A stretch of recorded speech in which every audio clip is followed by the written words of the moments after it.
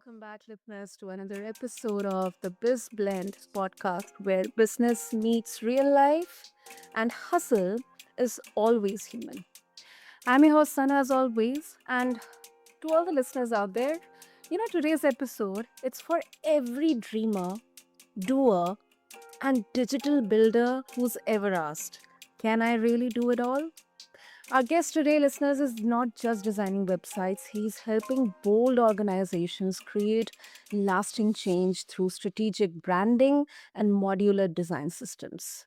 But behind all the professional polish is a deeply human story. A story about college dreams, entrepreneurial ambition, and the raw reality of burnout.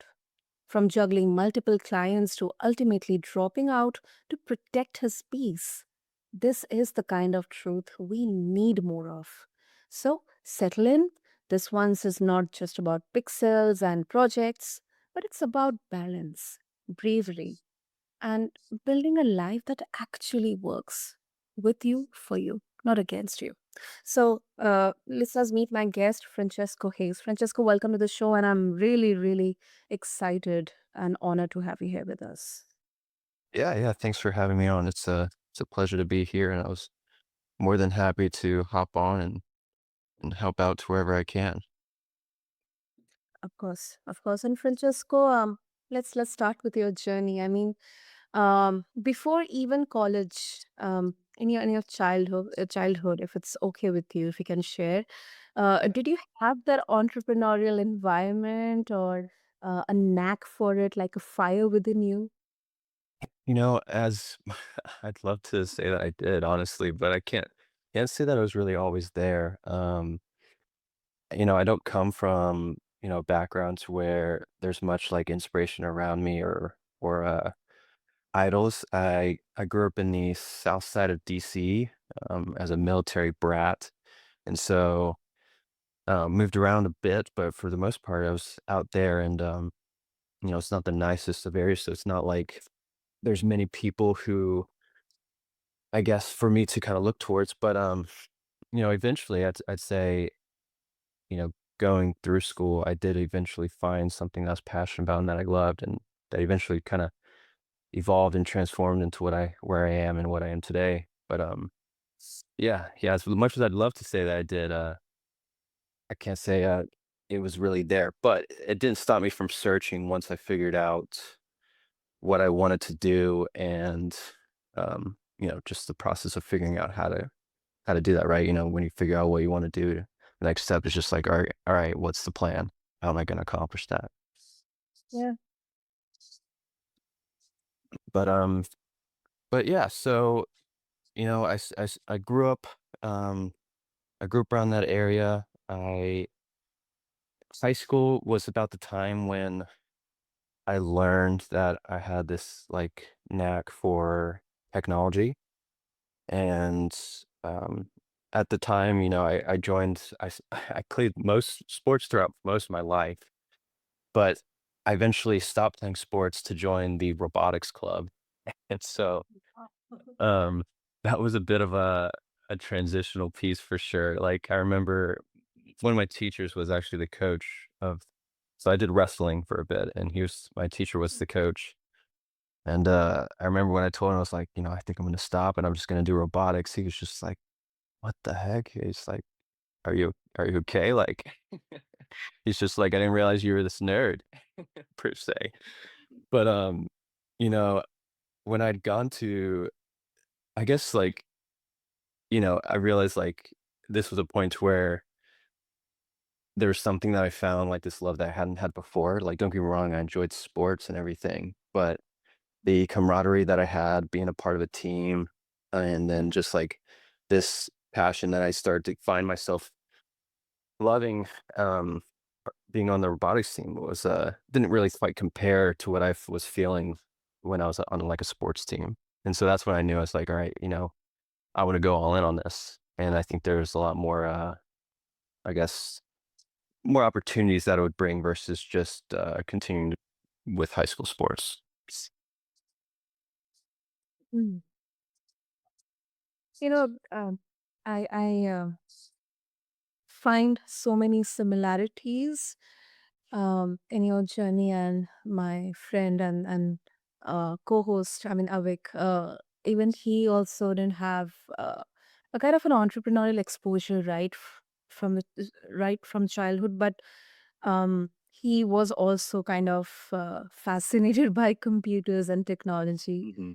This I'm talking when, coming from the millennial side, when the computer was first introduced in the educational system. Right from that point, he was also kind of obsessed with it, and it kind of created an attraction towards understanding technology, building something, creating something. Mhm. So that's really, really endearing, Francesco, and thank you for sharing that. Now we move to the next phase of your life, which was um, running a business while in college. That's Yeah. really, really interesting. Um, so how did it all start? I mean, if you can summarize, I know it's pretty difficult in such a short time to summarize everything, but then Yeah, yeah. Mhm. If you can share. Yeah, yeah, of course. Yeah. Sorry, I didn't mean to cut you off there. I was mostly agreeing with what you're where you're going. But Mhm. yeah, the motivation that came behind starting the business was I had just gotten back from traveling. I lived in Spain, Barcelona for around 2 years. I was out there doing some service, and I then came back, and I was just like, you know, figuring out what I wanted to do. There were a couple individuals that were in charge Mhm. of this like service mission for the church that I attended, and they were very much entrepreneurial. And I would say that those were my first kind of exposure to the entrepreneurial lifestyle. One of them, one of the leaders, she had started her own business where she would help dress high profile individuals for different press conferences and meetings. And she was very successful at it, very wealthy individual. And her husband, who was also a very successful individual, he was a very successful surgeon, and he was the head surgeon of a couple hospitals out in the States. And so I saw almost like this like power couple per se. You had the wife who was running her own business very successfully, if not more successful than her husband's side. And then her husband who was almost like an academic kind of inspiring side. And so, and I'd grown very close to them. And I remember asking them questions, with starting a business, what are some of the hardships that came with it? And i- it would give me different tidbits. And after talking with them, I guess over just that time, I knew that when I got back, I wanted to start my own business, or at least to do something. I mean, back in high school, I had attempted to start a business where I was building computers for people, just within the local area. And, that was my first exposure to like, doing websites and what it took to on the legal side of getting a business together. But when I got back and, now I'm like 20 years old, I'm just like, all right, well, what do I want to do with my life, right? Especially after being out there for 2 years. So it's just like, well, I really like technology, and I really like art also. Um, and combining those two, at least in my head, the first thing it went to was web design and web development, where you have like this artistic side of software, but then you also still have the technology side of it, right? And Mhm. I was just like, all right, cool, this is what I want to do. But then I was just like, all right, but great. I now I need to learn how to program because before I didn't think I was necessarily smart enough to learn how to program. And then I was just like, all right, then I have to like find a job. I got to get experience. And then I kind of sat back and I was just like, okay, so I got to go to school. And as I thought about more, I was just like, well, we live in a day and age where we have access to like different forms of education, such as like, YouTube, just the internet as a whole, in all honesty. And so Mhm. I saw that and I was just like, okay, let me find a course online and just learn how to program and see if I even enjoy it. Because honestly, before I was kind of scared and didn't think I was necessarily smart enough to learn how to code. Um, and so I finished coding and I finished the course and I was like, wow, okay, I can do this. Like, I guess with most things in life, it's not, they can come across hard per se, but you don't really know until you give it a shot. Um, Uh-huh. and yeah, and then I was at this predicament though. It's just like, well, no one's gonna hire me. I don't have a college degree. Um, and I barely have any experience. So it's just like, well, let me just start my own business and hire myself per se. So I did everything and I started I built the website for my company, which is now Allow. And I eventually got my first set of clients just by networking with, close family and friends, and that eventually boomed into strangers and strangers to strangers, and eventually led me to, um, you know, where I am today. But the tricky part, right, and I guess where your question originally stemmed was like running everything in college. And so I'd gone to a relatively small college. Out in Virginia, partly due to my brother. My younger brother decided to go out to college, and so I figured I'd join him. Because the plan was never really to go to college because I was already doing what I enjoyed and what I loved. But I saw this as almost like an opportunity that I was missing, and so I always had this sense of like this fear of missing out. um, so I decided to join him, and obviously I was still working. Um, But, eh, I end up realizing that, like, we have way more time than what we really realize. And as someone who's younger and in college, I feel like that's very easy to say because you have this almost like this spring to your energy and your willingness to do way more. Um, but we really do have a lot of time. I managed to find a way to where I was able to scout out, like, and be very efficient with my times where I was able to still be a full-time student and still be able to get projects done with work, um, which eventually grew to where I negotiated with the school to where I was like, "Hey, you guys need a website. Like, how about you cover my schooling and I'll do y'all's website?" And they agreed, which was at first I didn't think they would. I'm just some young kid coming to some higher education. These are people with like doctorates and masters and everything. They were just like, "Yeah, do our website and we'll cover your schooling." And so at that point, I was just like, "All right, well, I guess I'm here for the long haul. I gotta definitely figure out, the time management side of like getting things." Because, in the end, as I was there, I learned that when I retire, whenever that may be, I'd like to be a professor.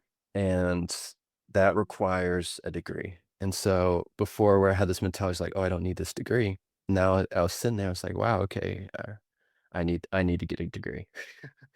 But but yeah, there were different tactics that I took with managing the business, but the biggest thing and the biggest hurdle was managing burnout because now I was stretching myself in different areas. I was stretching myself in like the educational side and then also on the business side. Now that there's not an educational side, but I was constantly learning, with a full-time school schedule. And then I was also having to learn and run a business with we were a small team of like maybe 3 developers, but, I was still having to grow because I didn't wanna let it go because that was something that I loved and I was obviously passionate about. Um, and, I think there are definitely times where it was tough, but, I knew it's what I wanted and I had to do it. Mhm.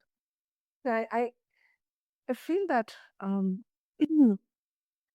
you have had this deep sense of clarity, um, direction, that where exactly you wanted to head. but at the same time, you kind of underestimated yourself at times. I mean, like uh, learning something that is programming, coding, self-taught. I mean, it's not a small feat, Francesco. And I really have a huge respect for people who go through unconventional methods and, they do it and then they, share their learnings, their teachings, their insights. I think that's something which is grounding and at the same time very authentic. Um, I mean, it gives you the good and the bad side, both the ends of the coin. So I really, really find this trajectory, this journey very interesting. And then on the other hand, when it comes to entrepreneurship, uh, a lot of us we glorify the grind, the hustle, especially when we are young. I mean, it's Mhm. obviously required eh, when especially when you are young, when you are trying to accomplish something, but then also there is definitely a cost in there. And this moment of realization that you had, that something had to give, it's often where the real growth begins. So I appreciate you of sharing this. Yeah. Yeah. I feel like, um, like I said, I feel like there's a lot of glorification that comes with entrepreneurship, but, and, I don't, and I find myself talking more and more with people as I've gained more confidence with it and just with myself and who I am, which, just comes with time as we are people, right?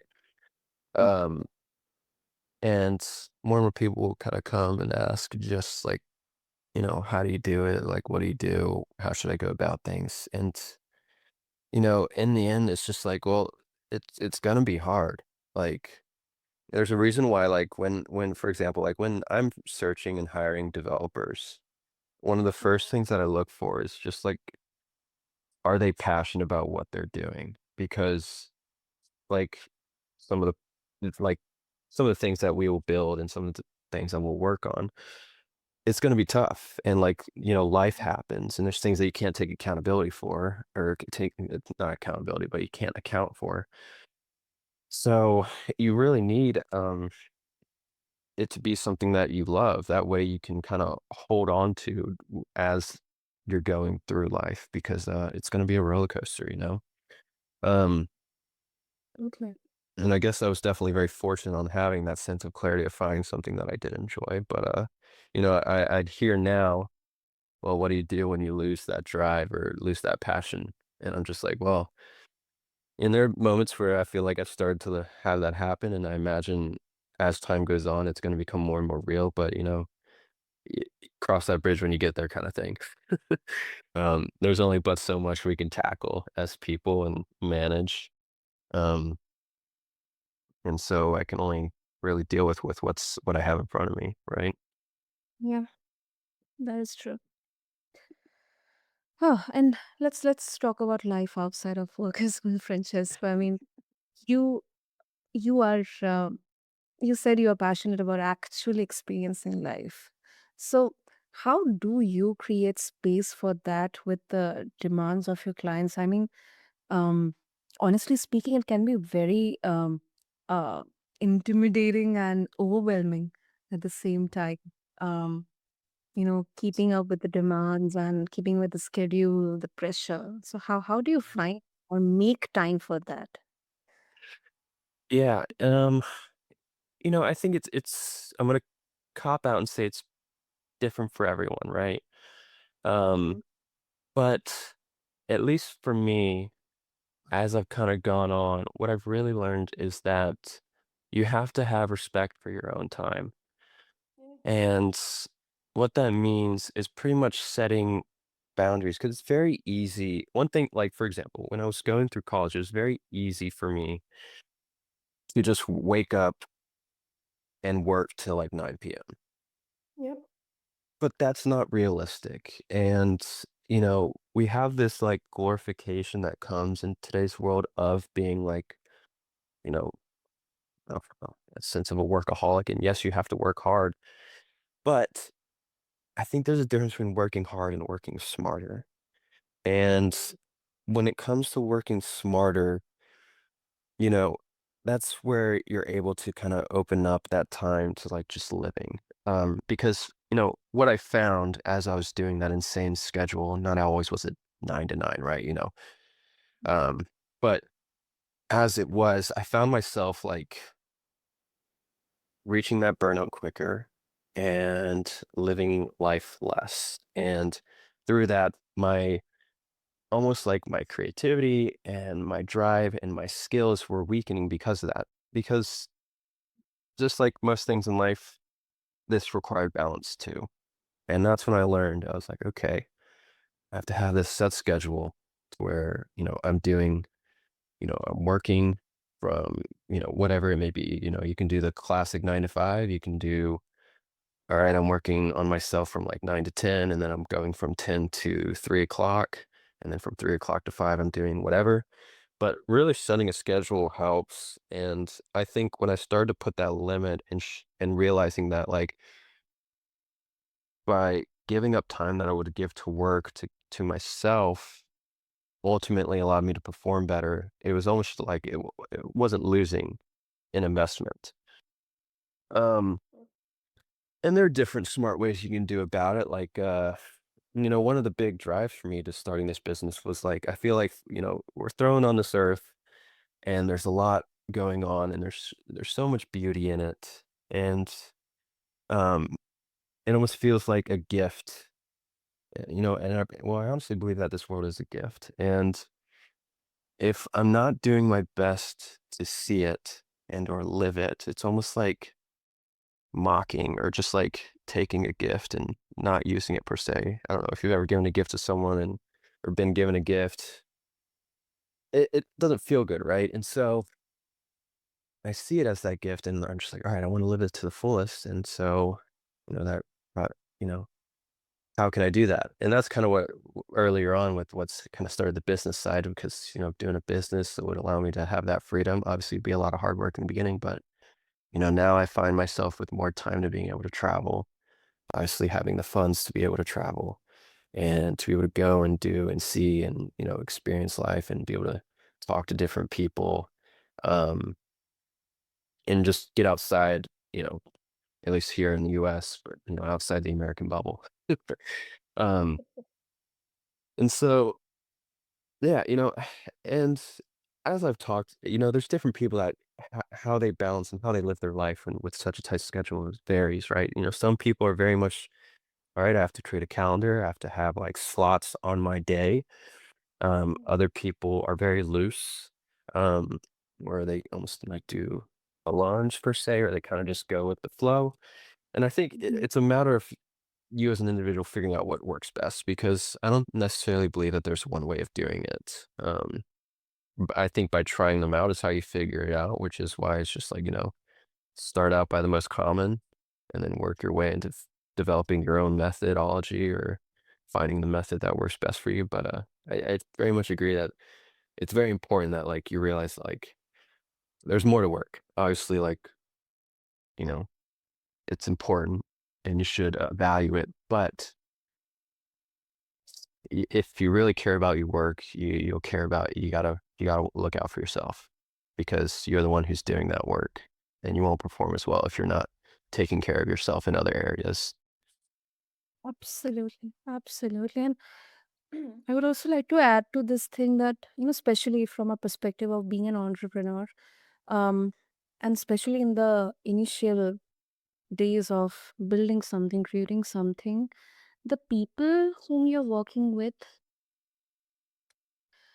sometimes when we are building something, and we are kind of obsessed with it, we want to have everything with us.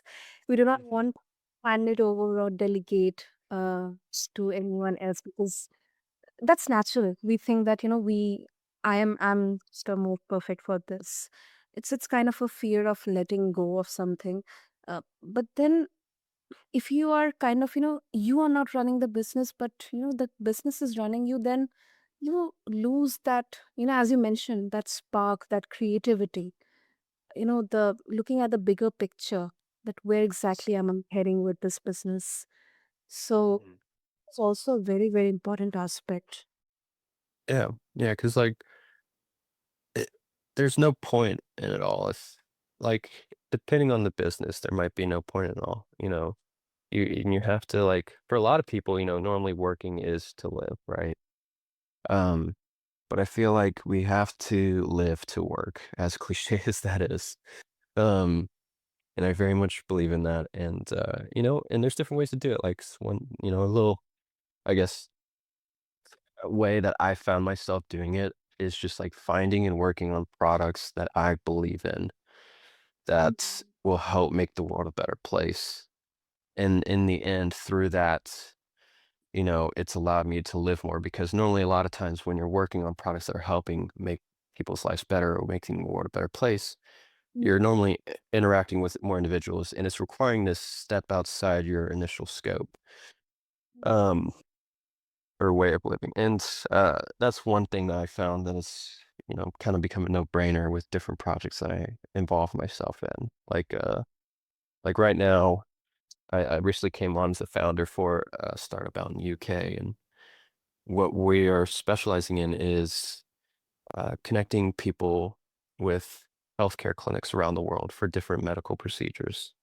So here in the US, we have a pretty intense healthcare system, and in different areas of the world, each country kind of has their own right. And, seeing that, like, when I was first introduced and pitched this product to come on as a founder, I saw this and I was just like, oh my gosh, this is going to change so many people's lives. This is going to, like, I can see myself using this product. Mhm. I know of so many people that can benefit from this. Like, yes, like, obviously, I'm going to be a part of this. How could I be a part of this? Um, and that's brought me to like it's opened up a lot of doors to where it's allowed me to be able to live more. I find myself traveling more and meeting with different clinics and also getting to know different ways of life. And through that, it's almost, you know, I might not be coding all the time, but I find myself developing other areas that I can then implement into coding and or like being a team lead and helping, um, you know, run these projects that I wouldn't have been able to before. Hmm. Exciting. Exciting. So before we wrap up, Francesca, for our listeners, they would like to connect with you. What would be the best way? Yeah, so I recently started an X account or Twitter.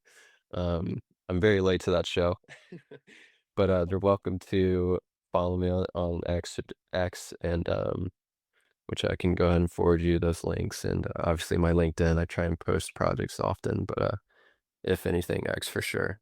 I'm pretty I've been doing better about social media. It's not my strong suit, but I know it's an important thing, especially in today's world.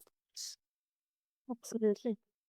Awesome. I'll make sure to have all the links in the show notes. And thank you so much, Francesco, for this candid conversation. Um, I absolutely feel that your journey um, and success, it's sustained by self-awareness, strategy, and knowing when to pivot. So thank you so much. Yeah, of course. It's been a pleasure to be on the show, Sonor, and look forward to the future. I imagine we'll stay in touch. And to all the listeners out Definitely. there, thank you so much for tuning into this blend.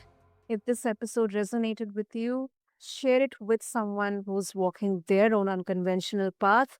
Until next time, keep blending purpose with progress and never, never ever be afraid to rewrite the rules. Thank you.